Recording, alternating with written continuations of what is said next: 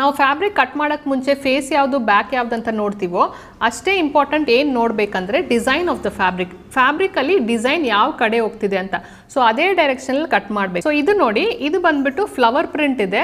So flower print ಎಲ್ಲ ಕಡೆ ಹೋಗ್ತಿದೆ. ಸೊ ಈ ಕಡೆ ಆ ಕಡೆ ಅಂತಲ್ಲ, ಈ ಕಡೆನೂ ನೋಡಿದ್ರೆ ಒಂದೇ ಥರ ಇರುತ್ತೆ, ಈ ಕಡೆ ನೋಡಿದ್ರೆ ಒಂದೇ ಥರ ಇರುತ್ತೆ.